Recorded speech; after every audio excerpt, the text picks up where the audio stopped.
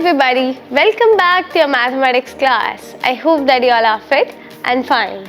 चलिए आज की क्लास को स्टार्ट करते हैं और आज हम पढ़ने वाले हैं अबाउट पिक्टोग्राफ।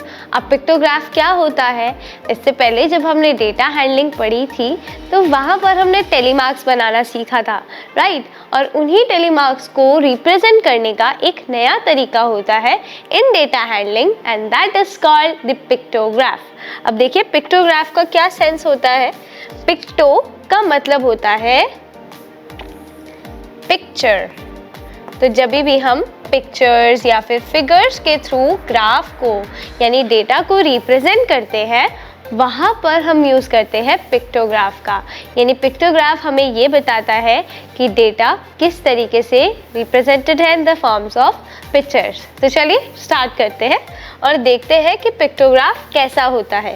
तो this is an example of a pictograph. अब देखिए यहाँ पर क्या है, here is a pictograph showing the favourite colours of the students of class 4th। यानी क्लास 4th में आप ही की तरह जितने बच्चे हैं उनके फेवरेट कलर्स हैं like red, orange, yellow, green, blue, black और वाइट। और ये बच्चों, ये पूरे बच्चों का डेटा है, गिवन डेटा है कि इसमें कितने बच्चों के कौन से फेवरेट कलर्स हैं। और हमारे पास यहाँ दिया है 1 स्टार इक्वल्स टू 2 स्टूडेंट्स, यानी 1 स्टार का मतलब है 2 बच्चे।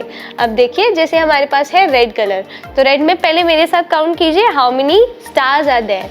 तो वी हैव 1 2 3 4, तो यहाँ पर कितने स्टार्स हैं, 4 स्टार्स, राइट। तो दैट मीन्स, और 1 स्टार कितने बच्चों को दिखा रहा है, 2, तो दैट मीन्स 4 स्टार्स कितने बच्चों को दिखाएगा, 4 2s are 8 स्टूडेंट्स को, समझे।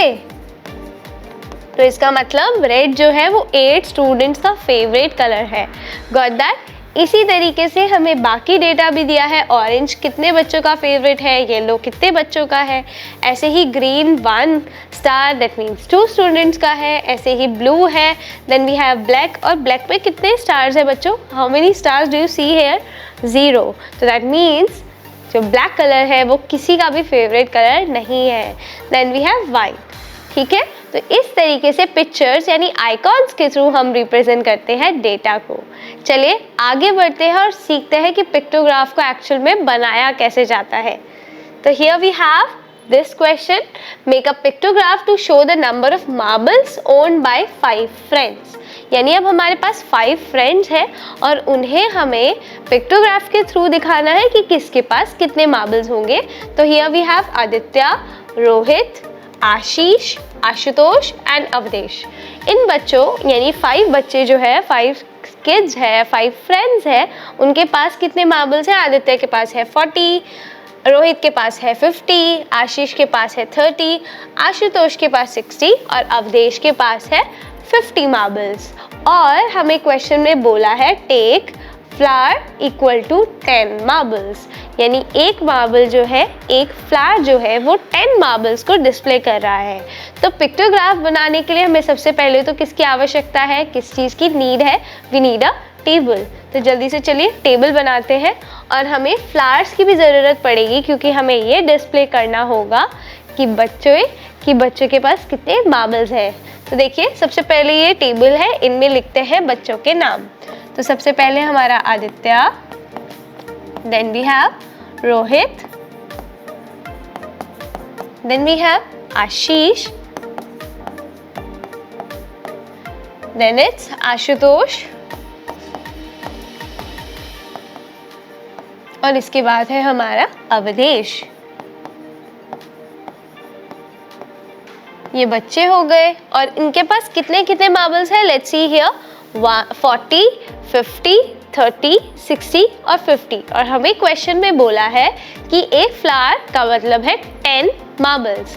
तो अगर हमें एक मार्बल का मतलब है, देखिए एक फ्लावर का मतलब है 10 मार्बल्स, तो मुझे बताइए अगर मुझे 40 मार्बल्स को शो करना है तो मैं क्या करूँगी, बताइए। हमें यहाँ क्या करना होता है, टेबल से टेबल की जो यूनिट है उसे डिवाइड कर दीजिए। तो हमारे पास है पहले आदित्य की 40 मार्बल्स और एक फ्लावर कितने मार्बल को दिखा रहा है, 10, तो हम इसे डिवाइड कर देंगे बाय 10, 0 से 0 कैंसिल, तो दैट गिव्स अस 4। तो आदित्य के लिए हमें कितने मार्बल्स, कितने फ्लावर्स का यूज़ करना पड़ेगा, 4, ओके। तो चलिए यहाँ पर लगाते हैं 4 मार्बल्स को। तो here we have 1 2 3 and 4।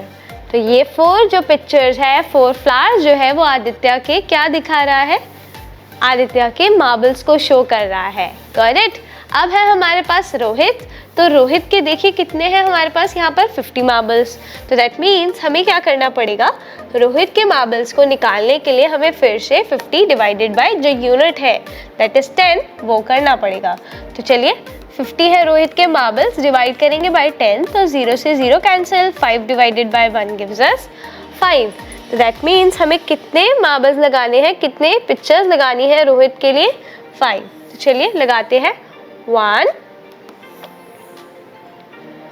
2 3 4 and 5। तो ये 5 जो पिक्चर्स है यानी 5 फ्लावर्स वो 50 मार्बल्स को डिनोट कर रही है। ऐसे ही है आशीष हमारे पास। अब आशीष के कितने हैं? 30। तो दैट मीन्स हमें 30 को 10 से डिवाइड करना होगा। ये सब बच्चों वर्क आप रफ वर्क में करेंगे, ओके? अपनी फेयर नोटबुक में नहीं करेंगे। तो वी हैव 30 यानी अब हमें कितना करना है? हमें 30 यानी 3 पिक्चर्स को डिनोट करना है, 3 पिक्चर्स को लगाना है। तो चलिए लगाते हैं 1 2 एंड 3। आप इन्हें अपनी नोटबुक में ड्रॉ कर सकते हैं, ओके? चलिए आगे बढ़ते हैं। Then we have Ashutosh. अब आशुतोष के पास कितने मार्बल्स हैं? 60। 60 को 10 से डिवाइड करेंगे तो हमारा आंसर आएगा 6। इसका मतलब हमें 6 मार्बल्स लगाने पड़ेंगे फॉर आशुतोष। चलिए लगाते हैं 1 देन वी हैव 2 3 4 5 एंड ये हुआ हमारा 6। तो ये हुए हमारे 6 मार्बल जो किसके पास है? Ashutosh. Then we have Avdhesh. Avdhesh के पास कितने हैं? 5 50। तो दैट मीन्स हमें 5 मार्बल्स को लगाना पड़ेगा, 5 पिक्चर्स लगानी पड़ेगी। 1 देन वी हैव 2 3 4 और ये हुआ हमारा 5। था ना इतना सिंपल? बस हमारी पिक्टोग्राफ जो है वो यहीं पर कंप्लीट हो गई है। That's it with the table. अब मुझे देखिए इस डेटा को पढ़ना कितना इजी होता है। अब आप यहाँ पर बिना इस टेबल को देखे भी बता सकते हैं इस टेबल की हेल्प से कि सबसे ज़्यादा मार्बल्स किसके पास है। अब बताइए सबसे ज़्यादा मार्बल्स किसके पास है? सबसे ज़्यादा किसके नंबर ऑफ फ्लावर्स है? आशुतोष के, है ना? तो इसी के पास दैट मीन्स आशुतोष के पास सबसे ज़्यादा मार्बल्स है। और अगर हम बात करें सबसे कम की तो बिना इस टेबल को देखे भी हम बता सकते हैं कि आशीष के पास सबसे कम मार्बल्स है। Got it? तो इतना सिंपल होता है पिक्टोग्राफ को पढ़ना और पिक्टोग्राफ को प्लॉट करना। समझे? चलिए आगे बढ़ते हैं and let us and today's class. अब आपका वर्क है कि आपको क्या करना है, इन सभी चीज़ों की अच्छे से प्रैक्टिस करनी है। अब आपकी बुक में जो क्वेश्चंस दिए हैं आप उन्हें सॉल्व कीजिए और पिक्टोग्राफ बनाने की प्रैक्टिस कीजिए। Will see you in the next session. तब तक के लिए keep practicing, have fun and happy learning.